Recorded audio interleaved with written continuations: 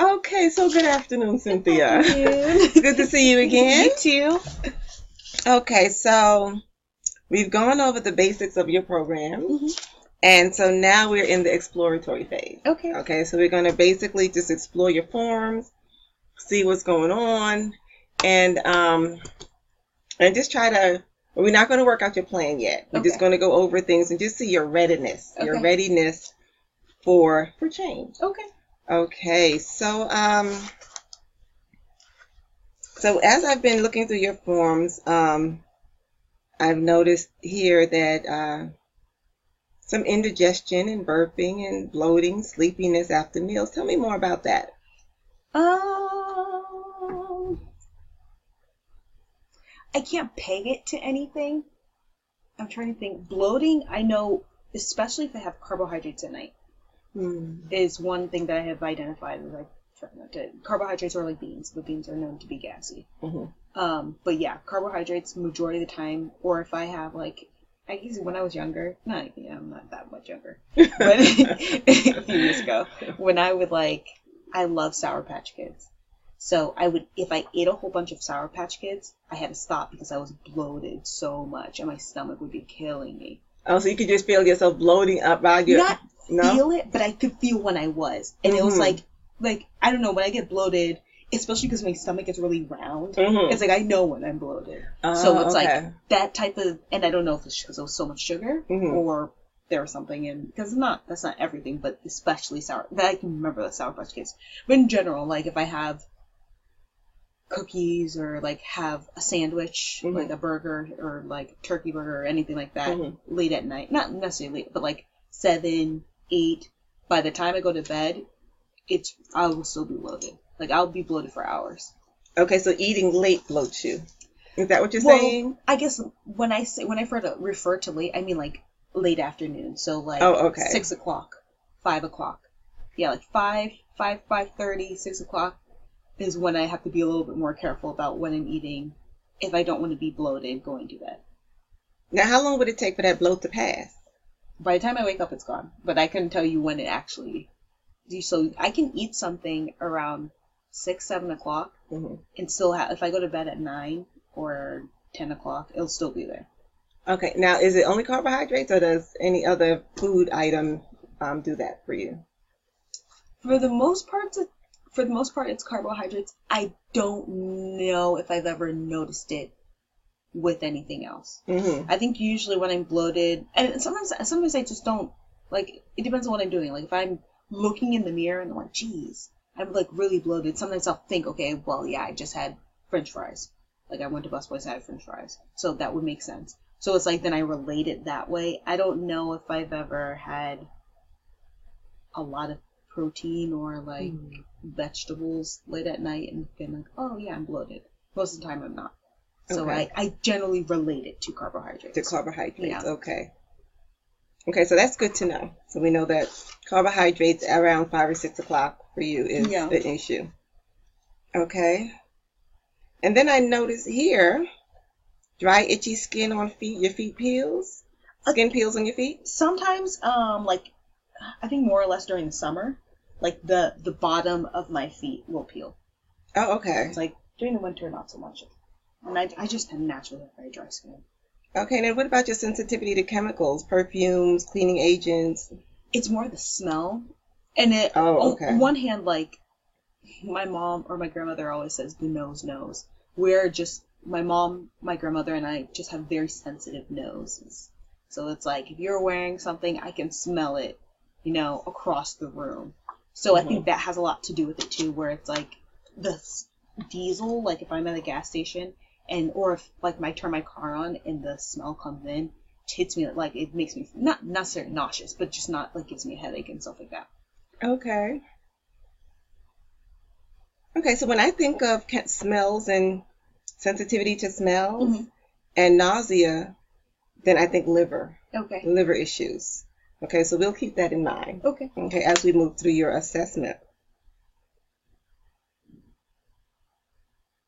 Okay, so here again, in another section, you have abdominal bloating 1 to 2 hours after eating. So let me make a note of that. So we have an issue there, definitely, with bloating. Yeah. Okay, in 2 sections you have pointing to that. Hives? Tell me about your hives. That's only happened once. Oh, only one time. I had hives everywhere. Like, it was all across my, I mean, like, seriously, really bad across my stomach. On my chest. And it was, like, on my neck, and it was starting to creep up to my face. And then I had some, like, on my arms. And I can't remember if it was on my hands. And I still don't know what it was linked to. I thought it was linked to mushrooms.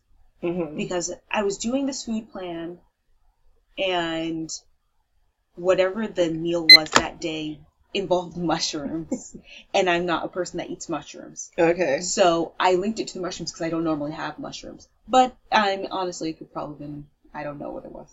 Oh, it never happened to me again. And I've had mushrooms since then. I mean, I don't know if I've had that specific, because we had shiitake mushrooms. I don't know if I've had shiitake mushrooms since then.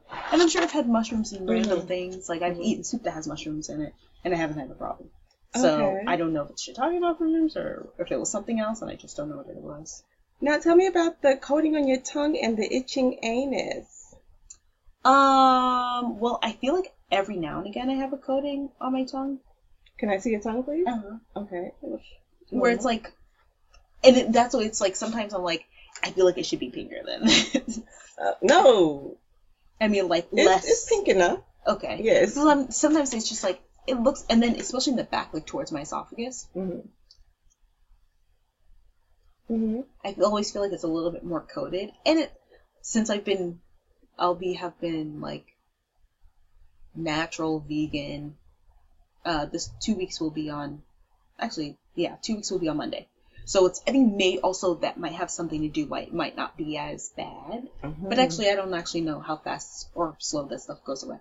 So okay. I could be lying. You can. And then you have here itching anus?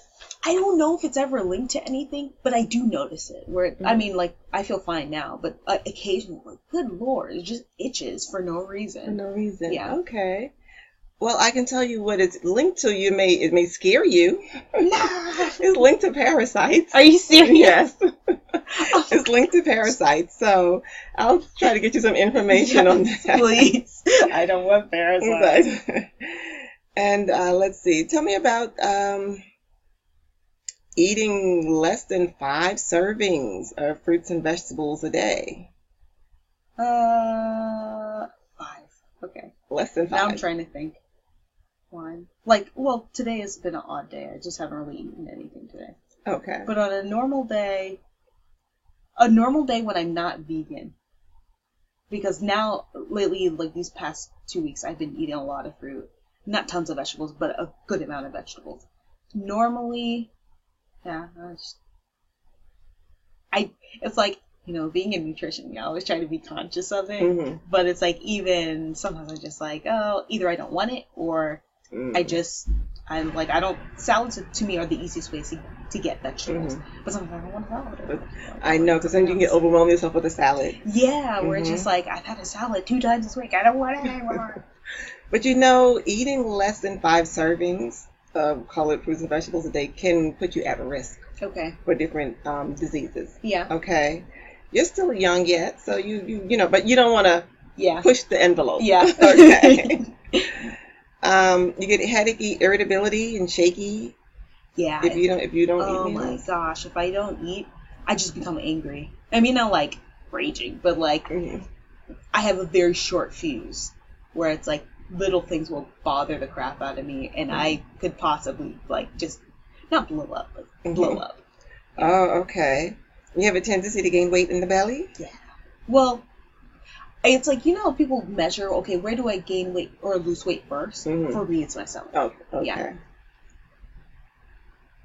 Now, what is your blood pressure? It says here that you have high or low. Which one do you have? Or you have low blood pressure? So it's so funny. I was looking at a blood exam I took last year, and my blood pressure was 95/60. And generally my blood pressure is around, that was after the holidays, so I'd already been eating crap. So it's like my low blood pressure is normal for me. But it's like I have found, especially just in working out, like especially yesterday, I did a workout, and when I was done, I felt so lightheaded. Mm-hmm. And I think part of it was like stretching with my head down, mm-hmm. but I can't do that for too long. Or if I get up, I'm not discombobulated, but it's like I have to close my eyes because I can feel the blood rushing to my head. Do you get dizzy? Mm-hmm. Okay. Okay. Okay, so tell me about feeling anxious and panic attacks. I think I'm just an anxious person. I don't think it's like anything like, oh my gosh, but it's just like new situations make me anxious. I'm just anxious. Oh, okay. Or like, oh, we're going to go meet my boyfriend's new friends. Oh, God. I don't want to. What if I get stuck? Or like, I have one of my friends is getting married, so I'm going to her bachelorette party, but it's in Louisiana. Mm-hmm. And I go, oh my gosh. Okay, well, what if I only have a couple of friends or people that I know? I'm sure she knows more people. Mm-hmm. I'm like, okay, well, what if nobody wants to talk to me? I just get anxious about stuff. Oh, okay. But I think that's just that's your personality. Yeah, my personality. Yeah. What about your cravings for salt or sweet? Tell me about that. I think that happens more or less when I'm eating a lot of sugar. Mm-hmm. So it's like if I'll occasionally do I'll do a month of no sugar.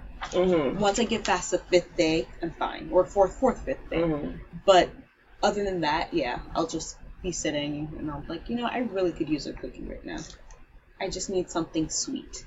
Okay. Now, I don't know if you remember your form or not, but what is of importance to you that you've covered, that you've read about your health? What of your health is important to you? What do you mean? As far as what? Okay, so we looked at the bloating. We talked about that. That's what I see looking at your form. The hives only happened once. The liver area, you only had the dry, itchy feet and the peeling feet in the summer, mm-hmm. but the sensitivity to chemicals, the bloating, which I see in 2 areas. What of these things? And then the getting dizzy and lightheaded when you've been down. What's of importance to you in your health here? Honestly, it's like they're all kind of, because none of them are severe. Oh, okay. It's like, for me, it's more of a thing of like, okay, I'm just going to be sure not to do that. So it's like, obviously, I would love to get rid of anything. Mm-hmm. But I don't know if I find any to be like, oh, this is a pressing issue. Because they're not that severe. It's like, okay, well, if I don't want to be bloated, then I just want to eat carbohydrates. It's like avoidable. Oh, okay. So it's like, mm-hmm. I find them all, I guess, to a certain degree to be important, but at the same time, it's kind of like, I just won't stand down for too long. Okay, so you found a way to manage everything. Definitely. Okay, so of those, none of those. So let me go on then, and then see if there's anything more that would be of importance to you. Okay. So, you having trouble losing weight? Yeah. I think I've always had trouble losing weight. It's just, I always have found it very difficult. Where it's like, maybe not so much now, but I just remember, it's like, I could eat clean as crap, exercise every day, and lose 2 pounds. Mm-hmm. And that could be over the course of a week, 2 weeks. Okay. It just depends. And then if I have I lost maybe 2 pounds, right? And then I went out and I had vegan food, but it was all vegan. It just mm-hmm. wasn't spinach. It wasn't fresh and fruits, vegetables, like tofu. Mm-hmm. Part of it could have been water, it could have been sodium, mm-hmm. it could have been a lot of things. But it's I will gain weight back in 2 seconds. In 2 seconds? I cannot stray. If I stray, I'm done. Okay. Well, let me ask you, have you ever done a thyroid profile? Have you had your T3, T4s checked? I think not, other than the regular CBC. Okay. Because what you can do for yourself mm-hmm. is to assess your thyroid yourself. Mm-hmm. You need 2 thermometers. Okay. And you shake them down. Mm-hmm. Now, this is the way I do it. Some people say you have to walk around with it for a minute, but I don't believe in the walk around part for a minute. So you need the old-fashioned thermometers. Shake them down. Mm-hmm. To me, that works better. Put them by your bedside at night. Make sure you've gone to the bathroom and everything. You don't drink a lot of water so that you don't have to get up. Okay. As soon as you wake up in the morning, before you throw off the covers, before you get out of bed, stick a thermometer, boom, boom, one under each arm. Oh, okay. Lay there, don't move. Has to be held there for a minute. Okay? Now remember which one you're doing. Use either X's or No's or red or blue pen or colored pen. Have your chart, your temperature on the y-axis, your days on the x-axis, okay? And if you would like, I'll draw the chart for you. Okay, you can just, and when you flip it out, boom, you read it. Still not getting out of bed yet. Hold your thermometer. See which one. Write it down before you forget which one you took up from under which arm. And then do the next one and then chart it. Do it for 5 days. Basal metabolic temperature. Okay. Then that gives you a good idea of what's going on. Okay. Because one can be high, one can be low, and then they'll test normal, actually. So I was watching this video by Cal Streeter. I don't know what he is. I think he's an orthopedic. I don't know. Something. Anyways, he's like one of the what do you call it? Like alternative nutrition, health. I don't think anybody's technically a quack, but he's one of those people that seems to be very out there. So he was talking about thyroid, and he was like, what he has all his women do that come to his practice is essentially the same thing, except put it under your tongue. And if I have written all of this down on my phone. If it's not above 97.8, then you have a thyroid issue. He's like, it doesn't matter what it is. If it's 1.9, you have a thyroid issue. So I did it. I did it yesterday, but I had gotten up and I forgot. And I was like, oh, well, it's still morning, so maybe it won't matter. But I did it this morning, and I just happened to wake up and turn my head, and I was like, oh, let me do the thermometer. And it was exactly 97.8. 0.8. Oh, okay. So I was like, I'm going to try to remember to do it like a couple more days. But I'm wondering if it's exactly the number, and obviously this is what he said, does that mean I don't have a thyroid issue at all? Or I guess maybe depending on if it is 97.8 tomorrow, it could be lower. Because when I had gotten up, it was lower. It was like 96. Did you move around before you tested it? No. Okay. I like doing it under the arms. Okay. Okay. And, because there is a range, 97 point, I think 1 or 8 or whatever it is to 98.6. That's considered your normal. Okay. But then you have the low end of normal, and then you have the high end of normal. So somewhere in there. Okay. So I'm thinking, my estimation, I like to look at the low end and the high end. Are you, far from normal at 98.6? Are you closer to 96? Or, are you closer to 98? Okay. So I look at it there. And then, because if you're gaining weight and your weight is an issue, but you're low normal, then I'm like, let's fix the thyroid. Well, not even fix it if it's not broken, but support it. Yeah. Okay. And in that way, because here you have a lot of things pointing to the thyroid, the feed, the weight, what else is it? The cold hands and feet. Okay, there's quite a bit pointing to the thyroid here. And even though some of the other sections are pointing to, what is it? The pituitary. It's all in the same endocrine family. Okay? Okay. So then I would have a tendency to look at the thyroid and then see, okay, what's going on there? Okay. Okay? And, but still taking the other things into consideration. Are your thyroids of importance to you? What do you think? What of everything? So I think when I really, maybe like a few months ago, when I was thinking about the thyroid and everything, that is something I kind of wanted to get tested. I was like, oh, well, maybe I'm having this issues because I'm hypothyroid. But I think I just was like, maybe not. Maybe they would have caught it already. Forget this. I'll just try to lose weight, or I'll just try to eat better. Because it's like, I do recognize that if I'm not stringent on something, I'm one of those people, I'm doing it all the way, or I'm not. It's like, I have those two sides. I get that from my mom. This is how my mom is. I'm not good at doing things in the middle. So it's like, if I'm not eating healthy, I'll still try to eat vegetables, but you can guarantee I probably had, maybe not necessarily a cookie, but I had like something that I probably should not have had. Okay. And it's like, I have to say to myself, okay, Monday, I'm eating healthy. I need a start day. I need a finish day. That's how I'm structured. Okay. So it's like, the times I'm not losing weight, I can't say, I haven't been very structured in a while. Oh, okay. So it's like, that could be part of the issue. It's just, it could be myself. But I do also find that, like, I feel like most people, the whole, like, 80-20, you know, be great 80% of the time and 20% of the time, you know, let yourself free. That does not work for me. Okay, you have to be all or nothing. Okay, so what you know, thank you. We went through this, and I feel like I'm getting more of a handle now on what I can do for you. And so we pinpointed down to the thyroid possibility of this. So on our next visit, we'll look at, you know, more of your thyroid. Okay. And then your food you're eating that's either hindering it, hampering it, or, you know, or helping it. Okay, so we'll take a look at that. So then I do thank you. Thank you. And so you can try to do the thyroid test. Yeah. Okay, the basal metabolic test. And then let's see what's going on with that. Next visit, we'll take a look-see. Okay. Okay, thank you. Thank you.